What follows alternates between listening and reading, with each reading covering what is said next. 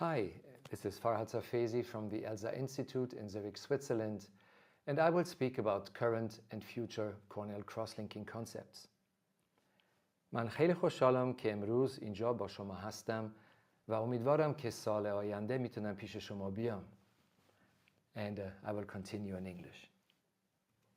These are my financial interests, and the whole cross-linking business started 25 years ago, a quarter of a century ago, with what we call nowadays the Dresden Protocol. It is called Dresden Protocol because one of the two inventors of cross-linking, Theo Seiler, was chairman in Dresden, Germany when he had the idea of cross-linking, but he moved to Zurich in 1999 where we created IROC, an institute, and developed the entire cross-linking technology. As you can see in the upper left, Michael Mrochen, myself, Hans-Peter Eseli, Theo Seiler, and his wife Heide, who was not involved in, who is not an ophthalmologist. Now, the Dresden Protocol has been in clinical use for a quarter of a century, but early in the development, in 2005, 6, 7, industry proposed to accelerate the Dresden Protocol. So to deliver the total fluence of 5.4 joule, not in 30 minutes using 3 milliwatts, but go 3 times faster with 3 times the energy, or 6 times faster with 6 times the energy. The total fluence still remains 5.4 joule, but is this really a good idea? Between 2005 and 2014, many thousands of patients were treated with very accelerated protocols, like the one on the bottom, at the bottom, 3 minutes for 30 milliwatts. And this didn't really work, and it took us a few years to find out why. It was my group that published in 2014 that oxygen is a rate-limiting factor in cross-linking. So if you go too fast, you lose efficacy. And we observed this in a study we published also in 2014, where we simply measured the biomechanical efficacy of the Dresden Protocol, and that's the one you see here in green. It's very strong. This is untreated controls. And then if you accelerate to 10 minutes, you lose efficacy. This is significantly less than Dresden, but still clinically enough. 5 minutes is indistinguishable from controls. So in other words, as soon as you start accelerating, you run into a certain oxygen lack. And if you accelerate too fast, then you are not efficient anymore. But clinically, the 10 minutes protocol works really well. So if we look at the efficacy under oxygen levels, you can see if you take oxygen out of the equation, nothing happens. This was the proof in that famous paper. Half an hour in the Dresden Protocol, which until recently was the strongest protocol we have, is still quite a long time. So we were looking into replacing the Dresden Protocol. Until recently, I used the 10 minutes Epi-off protocol for my everyday keratoconus, but the Dresden Protocol if I needed the strongest biomechanical response. And this half hour is indeed quite long. So what we try to do is to look for a replacement of the Dresden Protocol. And we found one 4 years ago. What we did is to test different high-fluence protocols, so still Epi-on cross-linking, and we went into the laboratory setup and we tested the Dresden Protocol, the ACXL, which is the 10-minute Epi-off protocol at 5.4 joule against high-fluence protocols. And what we found was quite amazing. If you increase speed simply by increasing, you lose efficacy. So same thing we saw back in 2014. If you go from the Dresden Protocol and simply go faster at the same fluence, you lose efficacy. Now, if you look at the orange bar, that is 30% more total energy, and it doesn't really help. The efficacy is just the same as if you were to use 10 minutes at 9 milliwatts, 5.4 joule. But we found another protocol that delivers 10 joule at 18 milliwatts continuous light, and that is almost significantly stronger than Dresden. It is at least as strong as the Dresden protocol. So in a certain extent, high-fluence can compensate for the lack of oxygen, because please do not forget there are oxygen-dependent photochemical reactions and oxygen-independent ones. That's the reactions of type 1 and type 2. We published the lab data in TVST 3 years ago, and we immediately started a prospective clinical study. And this study has been now submitted a few days ago. We have a little more than 50 eyes in that study with a 1-year follow-up. And you see the slide is 3 months old. It has been submitted. And what we saw was quite amazing. Very deep demarcation lines, just like in Dresden. And in the case of central cones, even a certain improvement, as you can see here, because of the high-fluence. So today, the 10-joule protocol is my go-to protocol if I need a very strong maximal cross-linking effect. So cross-linking in teenagers, ectasia after LASIK, or a very aggressive progression. If I don't need that massive cross-linking, I went until recently to the 10 minutes Epi-off protocol. Now that one we have replaced too, but we have replaced it with something entirely different, which brings us to a paradigm change. We have replaced it with Epi-on crosslinking. The idea and the concept behind Epi-on crosslinking is very simple and very logical. If you manage to go out of the operating theater into an environment that does not require sterile conditions because you don't remove the epithelium, then you could extend the range and the applicability of crosslinking on a global level. To do so, we need two things. We need a functioning Epi-on, and we need technology that allows us to go outside the operating theater. Well, we created both. It took us more than a decade. We created slit lamp-based crosslinking. So this small machine you can use at the slit lamp. That's the CI device by Imagine. You can use it at the slit lamp. You can use it in the laying position, or even under the excimer laser. For now, under the Schwind Amaris excimer lasers. But we also had to develop the Epi-on crosslinking protocol. And I must say, few protocols have had such a bad reputation over the past years than the Epi-on crosslinking protocol. And the reason is the protocol has been introduced into ophthalmology very hastily, without proper validation, without proper science behind it. So we had inefficient Epi-on protocols for many years, which created treatment failures and a loss of confidence of the doctors. Let me show you why this happened. In this slide, you see everything you need to know about crosslinking. You see the success of crosslinking in the upper left. You see the 3 factors you need. You need light, oxygen, and riboflavin. And in the upper right, you see the technical settings. So this was the Dresden protocol, and as you can see here, very high success rate. Now, Epi-on started in 2009 when Roberto Pinelli and Brian Boxer-Wachle simply said, Epi-on is easy. Just do the Dresden protocol without the abrasure. But look at the crosslinking success in the upper left. The success was really bad. Why? Now please look at oxygen and riboflavin, because neither oxygen nor riboflavin would go through the intact epithelium. That's a total block of oxygen availability and riboflavin passage. So they introduced this method and thousands of patients were treated, and this was like a sham treatment. So over the next decade, over more than 10 years, many groups have tried to improve on Epi-on crosslinking. And the first improvement at the time was to think, how can we introduce riboflavin into the cornea? How can we get riboflavin through the intact epithelium? And it was our friends from Italy that managed to do so by introducing the concept of iontophoresis. And iontophoresis is an active transport of riboflavin through the cornea. So they introduced iontophoresis Epi-on. Now look at the success rate. It was much better, but still not good enough. Still around 60 to 70% only. Why? Because now, look at the riboflavin column.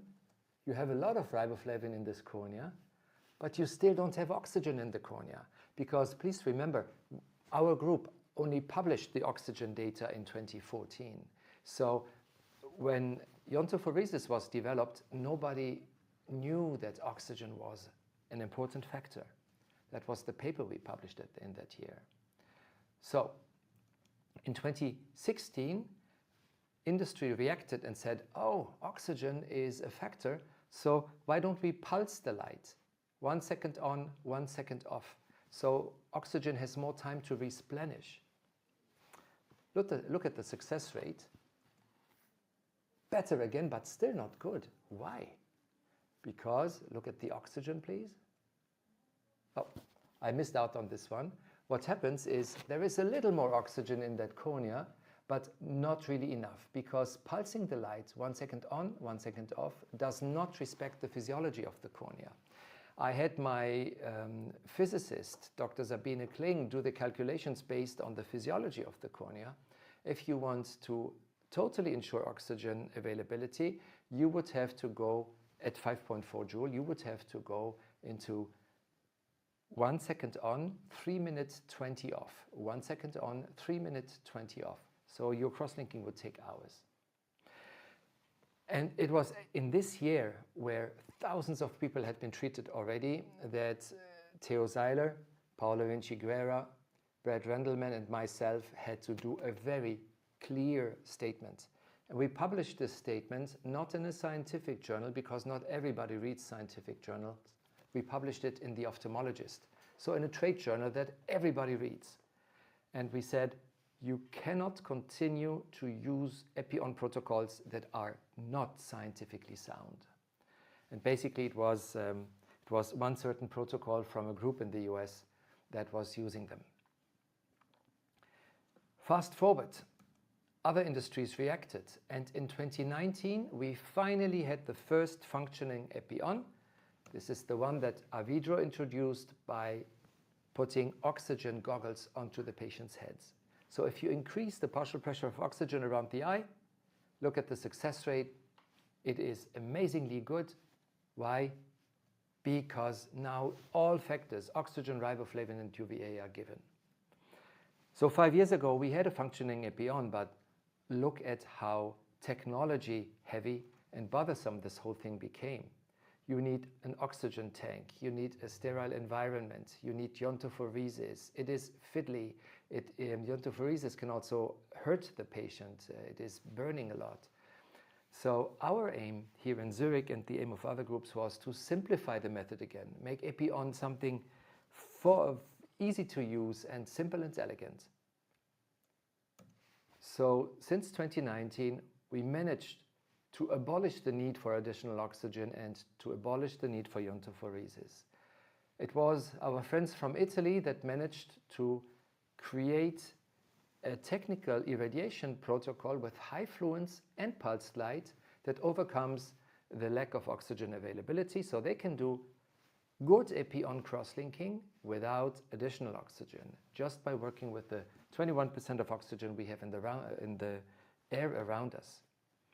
And my group, during COVID, spent almost 2 years every Thursday at the multiphoton microscope of the Swiss Federal Institute of Technology, and we developed what we call second-generation penetration enhancers that are able to penetrate the cornea while leaving the epithelium intact. So no more need for iontophoresis.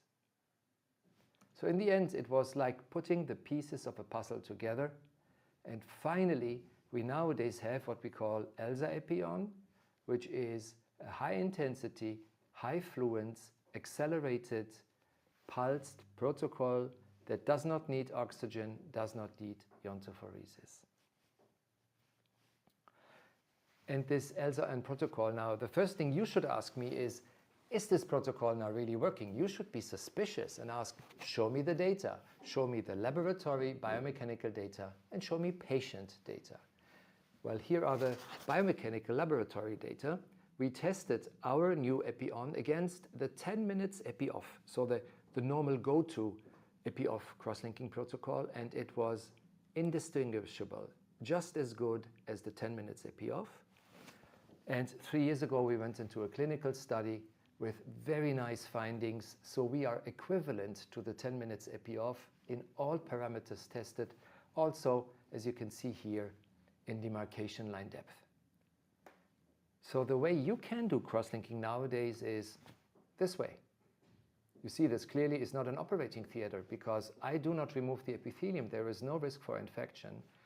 And this is a paradigm change because in a modern setting, you can still do cross-linking in the laying position, but now you can take cross-linking to the most remote areas. We were in the Al-Zatari camp in Jordan last year, and the entire camp, 70,000 Syrian refugees, the eye clinic was one single slit lamp. That's all they had, and that's all we needed. We had young patients with documented keratoconus, and we were able to treat them at the slit lamp in that camp. And all we brought was a backpack with a strong power bank, the drops, and our device. And that's just beautiful. And here you see a little boy in Uzbekistan being treated with our Epi-on cross-linking. He has Down syndrome. He did a fantastic job under local anesthesia. So taken together, this is Elsa's Epi-on cross-linking. Does not need iontophoresis, does not need additional oxygen, is biomechanically similar to the standard Epi-off accelerated cross-linking, and can be performed office-based.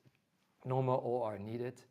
And this is a paradigm change because the risk profile now is extremely low, and maybe this will change our attitude in the future.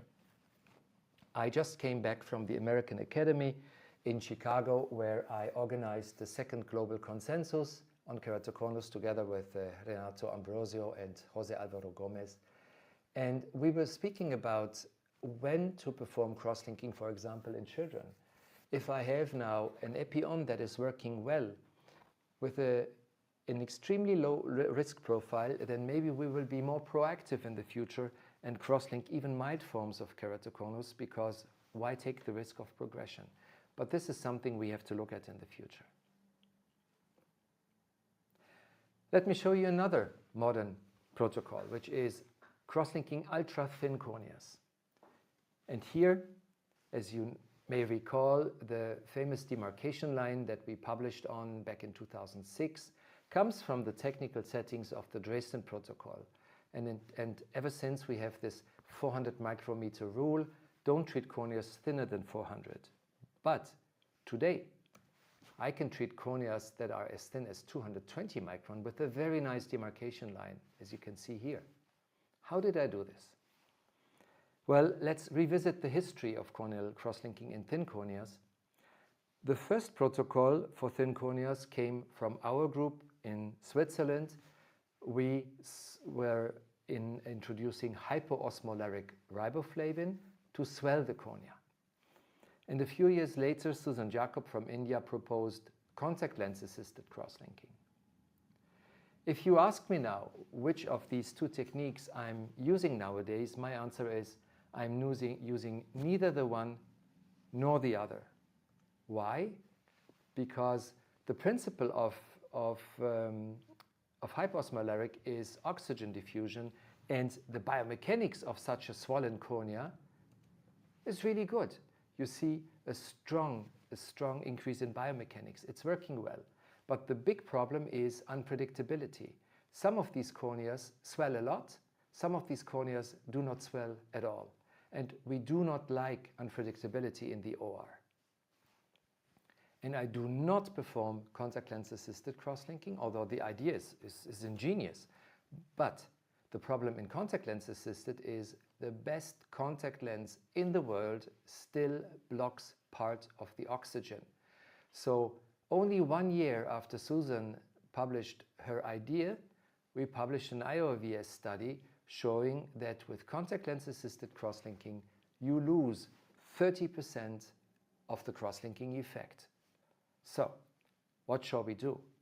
We went back in front of a blank piece of paper and we told ourselves, everything we have done so far in thin corneas is adapting the tissue to our technique. Oh, my cornea is too thin. Let's swell the cornea. Let's put a contact lens on the cornea. We increase thickness so the technical settings meet. But in fact, if you think about what we do as doctors, we usually work the other way around. If you are a cataract surgeon and you have two different patients on a Monday morning, one patient has a clear lens and the other patient has a very hard cataract. Will you do the hard cataract with very high power settings and then do the clear lens with the same power settings? No, you would adapt your settings, right? We should do the same. We should not adapt the cornea to the technique. We should rather adapt the technique to the cornea, which means whatever the thickness of the cornea is, develop a total irradiance that is just enough to perform a deep demarcation line that stops before the endothelium. We developed the algorithm for this and published this back in 2017. And the idea is whatever the thickness is, we would adapt the fluence, as you can see here. And so the relative thickness that we would introduce always remains the same. And we want a safety margin of roughly 70 micron to the endothelium. We published that paper, the sub-400 protocol, in the American Journal, and the whole world can use it now. We did not patent it, we did not protect it. Everybody can use it, and what you can do is you simply perform a standardized Epi-off crosslinking, that's an Epi-off protocol, and then you apply the riboflavin, and only after ribo application you have to check the thickness of the cornea, look at your parametric map, try to find the thinnest point with an ultrasound. If you're not comfortable, go to an OCT and try to find the thinnest point. And this measurement goes into the table and you see how many minutes you need. For simplicity, the entire algorithm is integrated into our CI device. And we have very good results. We have a success rate of 89% after 1 year and still 82% after 2 years. These are very fresh data, the 2-year data. We just analyzed them. And you might say, oh, but 82% is not very good. The Dresden protocol is 98%. Yes, but the Dresden protocol is handling less extreme keratoconus. What we are doing here are keratoconus cases like this one. 90 diopters of Kmax readings and 240 micron of thickness. These were patients that until recently were on transplantation lists. But it is worthwhile cross-linking them because in many instances a scleral contact lens still can give really useful vision. The cohort reacted very nicely with flattening, and endothelium is not an issue. We tested that. So do not worry about the endothelium, even if you work in extremely thin corneas. And the technique is so successful, we're even able to treat keratoglobus. Now, in summary, we can treat ultra-thin corneas, and we can even treat it at the slit lamp, as you can see here. In the future, we will see a high-fluence protocol. That's the second generation sub-400. We have been using it for the last 3 years, since 2021. This will be published. And we are working on an Epi-on sub-400, which would marry the two concepts. But now, in the last 6 minutes, let me show you what is the most exciting for me, which is improving keratoconus with cross-linking. Everything I've shown you until now is stabilizing keratoconus. But we have invented something we call Ela-Pace that is just mind-blowing, because some of our patients increase 6 lines in CDVA with glasses with just cross-linking. There was a first generation customized cross-linking that was invented by my former mentor Theo Seiler, and which gave you a quite predictable, decent flattening effect of 2 to 3 diopters, as you can see here. That was published back in 2016. And what Theo did, he did different fluences over different areas of the cone. And this worked quite nicely, but it was an okay effect, but not extremely strong. And the technology he used does not exist anymore. the mosaic system by Evidro has been abandoned. Now let me show you Ela-Pace, which is what we call a second generation customized crosslinking.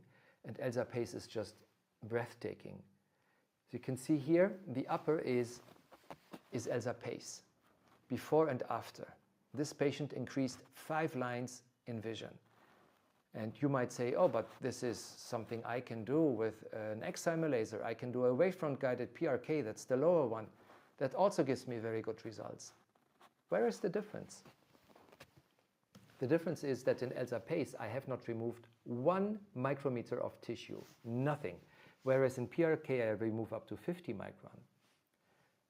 How did we do this? Well, we used the combination of 3 different technologies. The Schwind-Amaris excimer laser that can give you a customized PTK at any place over the cornea. We used our own CI device that does a Ganzfeld irradiation, so it irradiates uniformly. This machine is too small to put an eye tracker in there. And we used the epithelial maps of the CSO Italia's MS39. And as I told you, you can easily adapt our CI device not only in the laying position, but also under the excimer laser or even at the slit lamp. Now, Ela-Pace stands for PTK Assisted Customized Epi-on Crosslinking. Let me walk you through the concept. So we treat the whole cornea with our ELSA Epi-on. So the whole cornea has a very decent crosslinking effect. But we measure the epithelial maps and then create a small PTK with a very specific offset from the pupil center just over the Gaussian profile of the anterior surface of the, not the tangential profile, the Gaussian profile. And over that area, we only remove the epithelium, not the stroma. So we create a sort of like an epi-off window. Now imagine I perform epi-on this cornea. I have a very decent epi-on, but over the epi-off area, I will have more effect because there simply is no epithelium that can block anything. So that's the first gradient. It's a gradient between epi-off and epi-on. More cross-linking over the epi-off area means more effect, more flattening. Then I create a second gradient. What happens if I put riboflavin onto this cornea? It will penetrate very decently through the intact epithelium, but over the epi-off area, more will penetrate. It goes down into the side. It creates a second gradient of concentration with the most riboflavin over the tip of the cone, more riboflavin, more cross-linking, more flattening. And in the end, I selectively treat the epi-off area with even more fluence. And this is what we see. And this is what you see in real time. As you can see, the fluorescence over the epi-off area is even stronger than the epi-on. The epi-on is a decent cross-linking. The epi-off area has a massive cross-linking. So these are the effects, and they are just mind-blowing. As you can see, the astigmatism regularizes a lot. And if you look at the difference image, you will notice that we do not only flatten the cone, we also have, if you push a finger into a ball, the upper part goes up. That's a coupling effect. And the coupling effect makes the astigmatism much more regular. So we shouldn't say this cornea flattened by 5 diopters, it flattened by 5, it steepened by 3, it regularized by 8. And here's another example before and after Ela-Pace. This patient gained 5 lines with a small pupil. No tissue removed at all. As you can see here, here is again the coupling effect visible. And over the pupil area, a beautiful effect. That's another one where you can see at 6 months after cross-linking a huge regularization effect. If you do an analysis of the aberrations, as you can see here, the quality of vision with glasses does not only increase, the quantity doesn't only increase, the quality increases substantially because you regularize the astigmatism. That's another example. Of course, there is a certain shift in your refraction. You steepen the cornea You flatten the cornea in one area, you steepen it in another. You, in general, push the patients towards hypermetropia, but in some cases, depending on where the line of vision is, it can also shift the other way around. So you have to really watch your refraction beforehand, not to create too much anisometropia. The effect seems to stop. Here's another massive effect. The effect seems to stop after 6 months. As you can see here, no more change between 6 and 12 months. And as I told you, thickness is exactly the same. There is no change. And the demarcation line follows the Epi-on in the periphery and the very, very deep Epi-off in the center. This is a beta software in the MS-39 that is not publicly available, and this is how we plan the PTK zone over the Gaussian profile of the MS-39, and we can play with the offset, we can play with the radius and transfer the whole to the Schwintzer-Malriss excimer laser. For now, PACE is only available at the ELSA Institute, but someday we are able to release it to the public.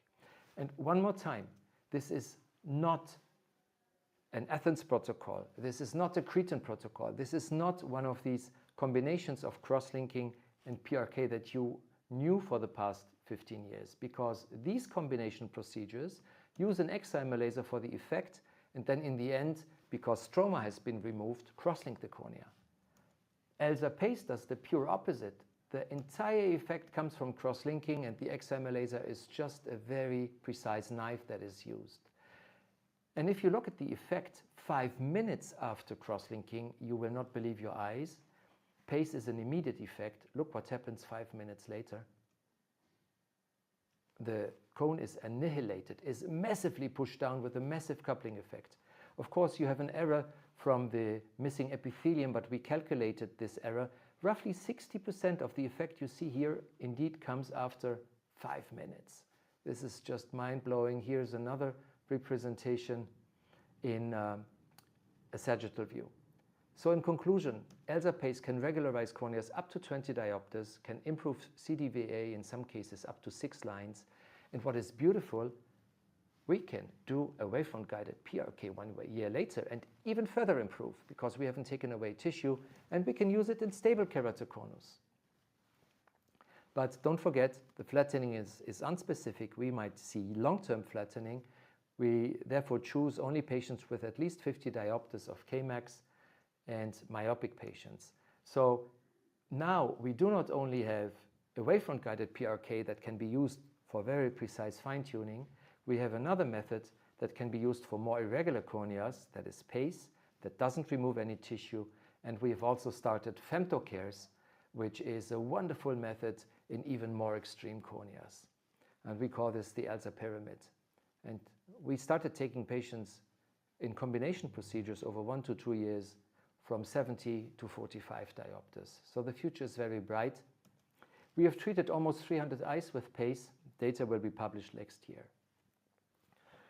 But to do so, you need the MS-39. This is high tech. You need the Amaris, and you need our CI technology with our penetration enhancers. I'm a little over time. I'm sorry for that. Just one last statement. Please save the date next year. I'm the Chief Medical Officer of the newly formed National Eye Institute of Tashkent, Uzbekistan, and we will have an international symposium that will be announced on my LinkedIn profile. Please follow us on LinkedIn, and short term, if you can, please visit us in Zurich for our 20th edition of our keratoconus and crosslinking meeting. Thank you very much.